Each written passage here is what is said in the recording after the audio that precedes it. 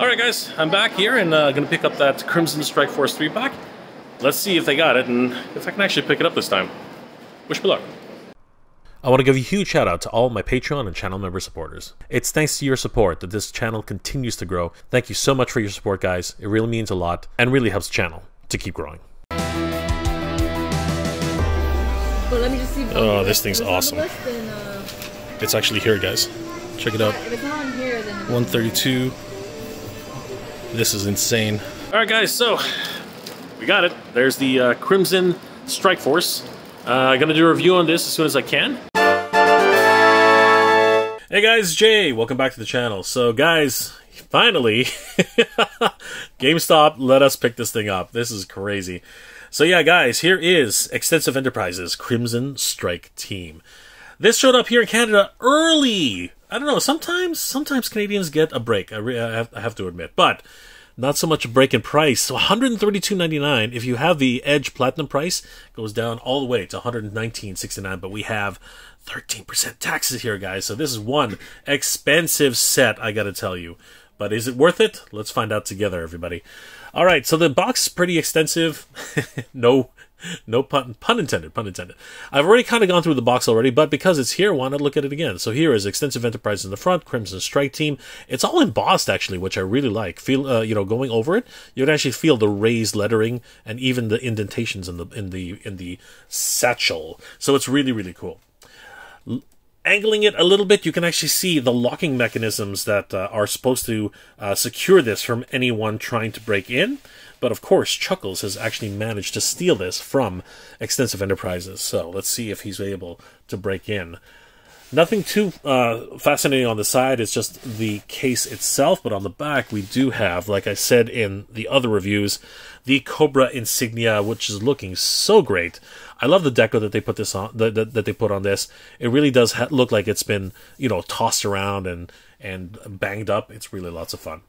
We have the Hasbro branding right here. Some very important information about not swallowing any of these action figures because they're not food. And now let's go ahead and crack this open and see what we find inside. So we're going to take our trusty knife. Thank you, Nick. Always appreciate that. Wait a second. You know what? Instead of cutting it, why don't I just... Yeah, it just kind of peels right off. That's neat. All right, never mind. The other one just kind of slid right off. This one actually cut away. All right, there we go. I need a sharper knife. There we go. Now let's slide this open and see what we got here, guys. There we go. Man, it's actually really, really tight. And there we go. Okay. So, on the inside, we actually see that this is the aftermath of Chuckles' escape from the hotel where he stole this from Extensive Enterprises. We can even see dents and scratches all over the place. As a matter of fact, you can see bullet holes from where the Battle Android troopers were actually trying to shoot Chuckles. That's a lot of fun. Looking at the actual locking mechanism now, we can see that it's actually been opened. That's something of a bit of a wonderful detail here. And the lock has actually been picked. So lots of good stuff. Turning it around, it's still the exact same logo as before, but it's all beaten up as we've mentioned.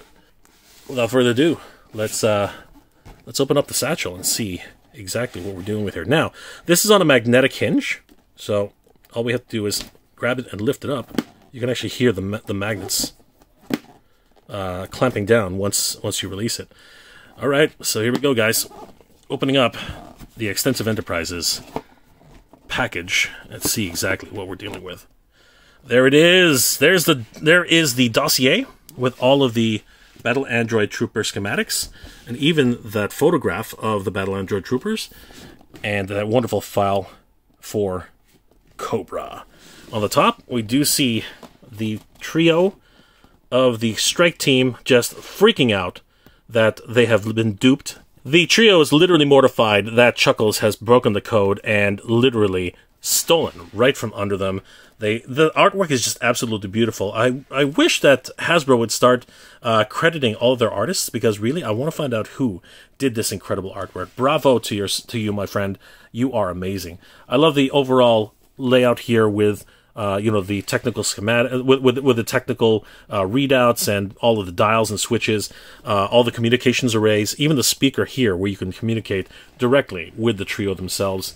you know, the different frequencies that they use to scramble the codes, and these wonderful knobs and switches. It's just a lot of fun. If we lift up the inner side of the dossier itself and flip it around, you can actually see that there's a whole bunch of gold bullion, which is included on the other side of the case, so you can display it with the file format or with the actual gold bullion, which is a lot of fun. 99.99% gold, pure gold, 250 grams each. This is freaking amazing.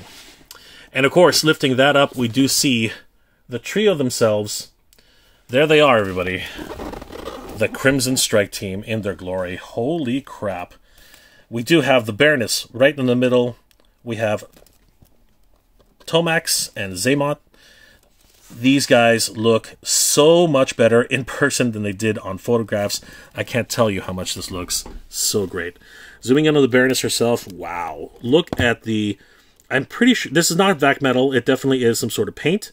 But it just has that wonderful differentiation between her regular outfit and the armor bits at the top here as well with her bodice. We can see the wonderful belt that she has signature. This is all carried over from the original versions that were released with the Cobra Coil. And of course, Xamot and Tomax are basically the same figures all over again. But they have this wonderful crimson attire, and they look so great, I gotta tell you. This is absolutely amazing. These guys are wonderfully presented in this box, and I gotta tell you, it really is, even though I have Xamot and Tomax, and of course the Baroness, there's just something about the way they package this out that makes it so much more special than just having the regular editions of the characters. I love it, guys. This is absolutely incredible. Just beautiful. And of course, the sculpts themselves are just so expertly designed.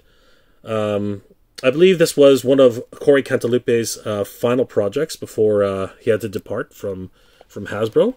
And maybe not this version of the Baroness, but definitely the two versions of the Xamot and Tomax. So very, very cool. This version of the Baroness looks really neat. I love the way she has a new head sculpt where you can actually replace her hair. And of course, looking closely, you can see that she doesn't have those two weird notches at the side of her head. So you don't have to worry about that because the original Baroness literally had two holes at the side of her head to hold on to her glasses, and that was just mortifying for many collectors because there are some people who want to display the Baroness without her glasses, and that really was a deterrent in many ways. I hope that they do re-release another Baroness with this type of sculpt, because even the retro card Baroness still has that same problem, so that's something to be noted. Down here are their accessories, and we're going to take a look at those. There they are. Again, it's almost like little regal boxes that you can take out. Let's find out what we're dealing with on the inside. Some more warnings, and of course everything's in that little plastic-free packaging. It's fine. All right, let me open up all three of these and we'll lay them out and we'll take a look at each one. So I guess the first ones we should definitely look at are, of course, the Crimson Twins. These guys are literally identical except for the face. You can literally review just one of these figures and they should both be just fine. So let's have a quick look at the actual differences between the two, and then we'll review one of them just to see how they work. So we can see Tomax over here. He is the twin without the scar. And of course, somebody's probably going to correct me on that, but that's what I'm saying right now. He has a single collar which protects your neck. It's only on the right-hand side of his head, whereas Xamot actually has it on the left side of his head, which is interesting. The facial features here are quite stunning. Again, this is a wonderful sculpt by the G.I. Joe team. I believe Corey Cantalupe might have probably been involved in this one, because he does look that regal. I love the way he looks. His overall color scheme of Ken is very different from the original release, which of course is blue. This one is completely crimson red, but for the most part, it is an exact repaint of the character himself. He does have a single shoulder pauldron on the right-hand side, whereas Xamot has a scar, which signifies him specifically against his brother. I know that there's a story behind that, and I'm pretty sure somebody in the comment section will be able to tell us what happened to poor Xamot here. But other than that, he's got a wonderful very similar hairstyle, but at the same time quite different in that regard. And there's also a bit of a smirk on Tomax's face, whereas Xamot is rather stoic in his overall appearance. He is literally the same, except the reverse. The shoulder pauldron is on the left, along with the neck guard on the right. They also have the sash, which comes across on the other opposite directions, as you can see there. Very, very cool. And of course, last part, the insignias are on the left breast and the right breast, considerably complementary to the character. This is great. I love the little details that they do have here, like the belt, which is colored in gold, and his codpiece. He's also got that satchel for his knife, and I do love the gold trim everywhere. Just looks so beautiful. Really reminiscent of the character as he appeared in multiple media for the Crimson Strike team. Love it. As far as articulation goes, for the shoulder pauldron version, he can actually move it about, I'd say, that far out. Just about that. He has a bicep swivel, or a top bicep swivel right there. His double jointed elbow can be flexed about that much. Very cool. And he has complete wrist rotation on both sides. The pauldron actually does get out of the way, so it doesn't actually hinder his overall articulation. The arm can be rotated a full 360 degrees. If it wants to cooperate, I'm going to use the other one. A full 360 degrees on the arms. And again, they can go about that much. He kicks out about that far up. And about this far back. And of course, with the double knee, it goes about, I'd say, this is where some hot water. And the fact that you actually have to do that really disappoints me. And so, there we go. Alright, so there we go. That's the first half, and then we take the second one. And there we go. He can literally, as Robo says, kick his own butt. Excellent. And finally, the real standout character in the pack-out has to be the Baroness. Yes, indeed, this is the Baroness I think we've all been waiting for. Now, it's kind of interesting the way her head sculpt is, and you really want to really get her head piece right on as snug as possible, because it tends to lift up a little bit. I've noticed that. This is probably the best sitting position for the hair, and she does look stunning here. She has this more stoic face and stoic appearance out of the box. It really does look quite nice.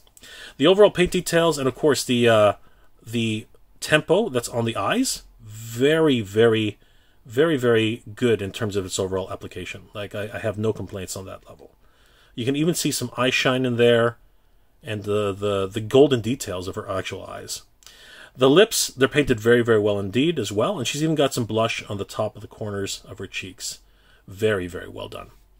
As I said earlier, the actual bodice here with the armor looks really cool, and I love the way they've added that additional almost chrome-like paint, which gives it a real standout for the overall appearance of the armor. The rest of her body is done in a crimson plastic, which looks very nice, along with the accessories includes this belt piece, which is very, very loose. It has 2 holsters on the back for both of her pistol sidearms. And everything else is very similar to the original way she was depicted in the Cobra Coil and G.I. Joe retro versions of the character in classified form. Especially her signature thigh-high boots. Gorgeous. I've been reminded many times to talk about the double-jointed elbows, but let's go with the articulation first. So her arms can lift about that much, like quite literally. I don't really want to move them any further than that. She has a bicep swivel as well as a joint rotation on the overall shoulder itself, but you can actually do the bicep swivel as you can see here.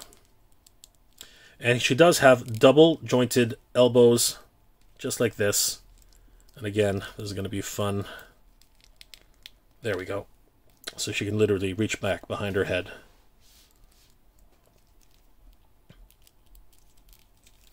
Coming down to her legs, she does have an actual waist, but it's not... there's a ball joint at the bottom of the hip, so she can move. And she's kind of stiff right now, but she can move 360 degrees if you so desire. You can see there. I don't think there's a joint. I'm going to double check here. No, there is. Actually, there is a bit of a no ab crunch, but it's this ball peg at the top of the waist here, the upper rib cage, so you can actually get additional movement from that side. As far as her leg articulation, she does have a leg cut right at the top, so you can move this all the way across. The sculpt doesn't break too badly either. She can kick about that far forward. Actually, she can kick quite high. And then she does have a drop. I just noticed that now. She has a drop hip as well. That's really cool. And she actually can go about, I'd say about that far back for her kick. And then, of course, she does have a double jointed knees. This one is pegged, whereas this one is not. Interesting. She definitely is the standout character for multiple reasons, and we're going to get to those in a bit. And as you can see, already, because of the manipulation I've been doing, her hairpiece does tend to slide out ever so slightly. Definitely get that back on so that she looks a little bit more normal, not losing her hair. The Crimson Strike team comes with several accessories for each character. The standout in the department, though, has to be these golden stands. They are amazing. They have this wonderful gold color, which is cast in. Here we can see Crimson Strike Force Xamot, Crimson Strike Force Tomax, and Crimson Strike Force Baroness. These are wonderful stands and really do match the characters, as it complements their overall crimson appearance. Their weapons are gold adorned as well. For both of the twins, they come with throwing knives, which have a wonderful silver deco as the blade, and a golden deco. Actually, it's not a deco, it's actually cast in that plastic. This is the only thing, this is actually what's been painted here. I love the way it looks. It's got that wonderful curvy design. It's excellent. They also come with a single, fully automatic, what I believe to be an Uzi. Of course, I will be corrected in the comment section below. It's cast in this wonderful gold-like plastic. It doesn't have the same sheen as the stands, but it still does the job. A lot of people are always questioning about this pearlescent plastic, which, you know, has this waviness to it. I don't mind it. And you can actually add what I've been told is not a silencer, it's a suppressor. It's been drilled into my head, and that can just plug in directly to the front of the automatic weapon, just like that. But the one who has a real standout in terms of accessories for this pack out is definitely the Baroness. Check out how many accessories she comes with, guys. This is absolutely ridiculous. Let's start with the most obvious, her signature glasses. That's right, guys. The Baroness comes with 2 sets of glasses. She comes with her regular round frames, which is very signature to the character in both comics and in the show. She also comes with a set of more modern style of glasses, which are angular in nature, but they also have a slight orange tinge to them, almost as if they're used for shooting ranges. Interesting. You can really see the difference between the two when you hold them out together. One is more of a clear lens, the other one is more of an orange lens. She also comes with several weapons, including her 2 sidearms, which are just the exact same gun. These are more fantasy inspired, but if somebody can tell me if these are actually based off of some real life pair of guns, I would be very interested to find that out. They're the exact same sidearm, just replicated. She also comes with a dual set of fully automatic weapons. These are actual Uzis, I think. They also have a buttstock as well as a full magazine.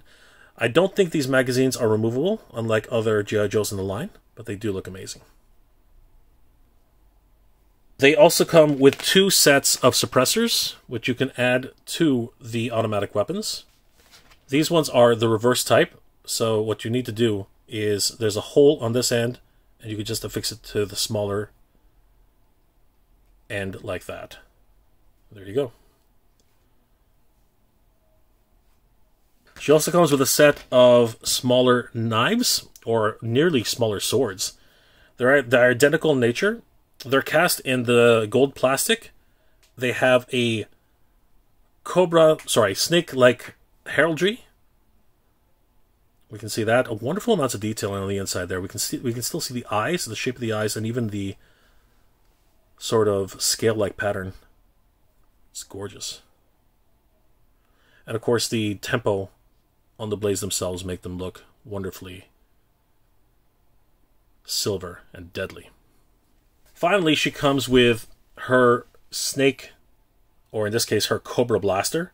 This was the same type of blaster that was included with the Baroness in the Cobra coil, but now it's completely done in black and gold. Beautiful deco. It is made of a much softer, malleable plastic, so it's easy to wrap around her arm. And finally, what really makes this Baroness stand out are definitely the additional head sculpts and swappable faces. Here we can actually see the face which a lot of people have bought this literally set for.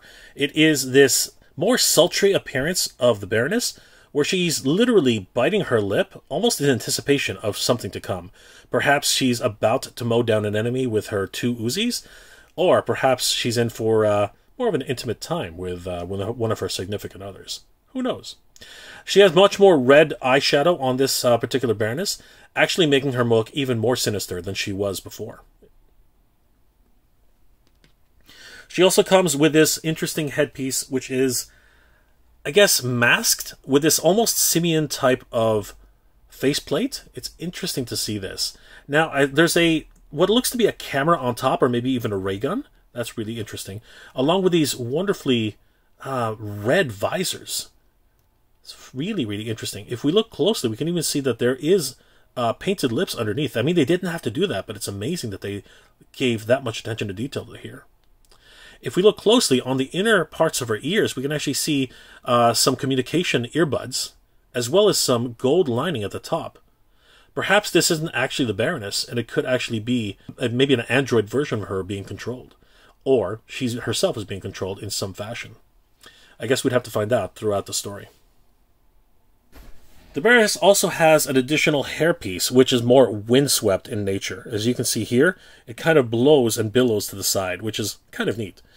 And that easily affixes onto the head, just like this, positioning it properly, adding it to the hair like that. And it literally does look as if the Baroness has her hair sweeping to the side. It's quite interesting.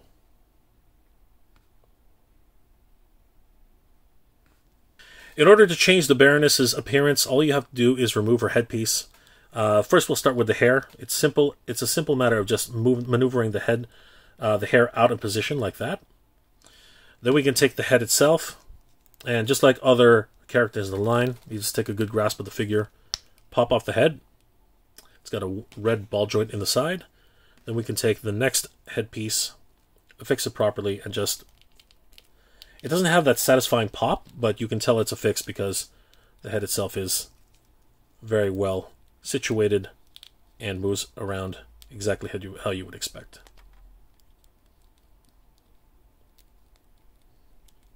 Then you can just take the hairpiece again and reposition it as needed.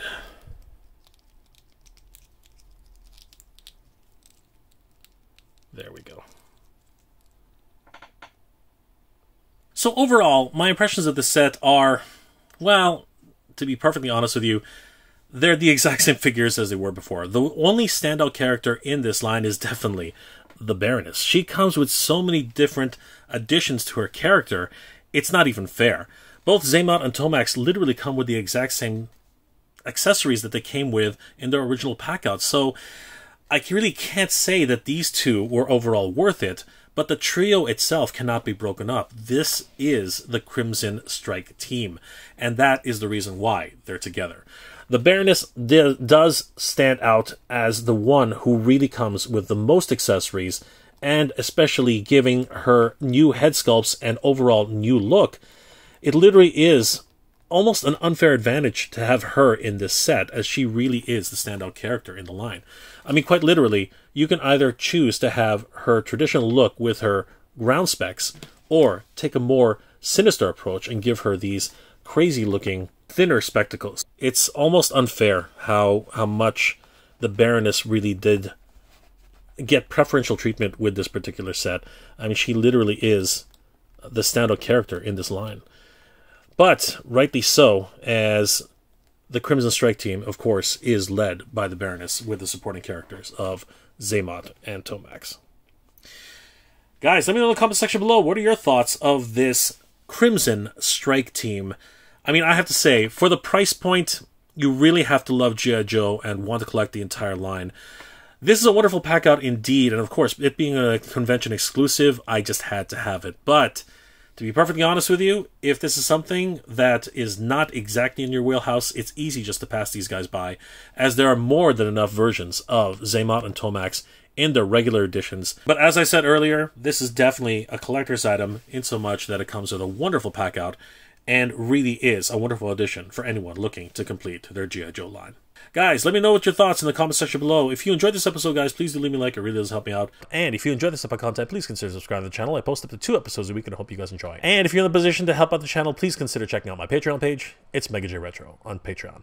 Guys, the patrons and channel members of this channel help me make wonderful episodes every single week, and I couldn't do without them. They are the best. Thank you so much for your support, everybody. It really means the world to me. I hope you're all doing well, staying safe. And as always, everybody, thank you very much for watching. Yo, Joe, everybody. Cobra. Good journey. Geek proud.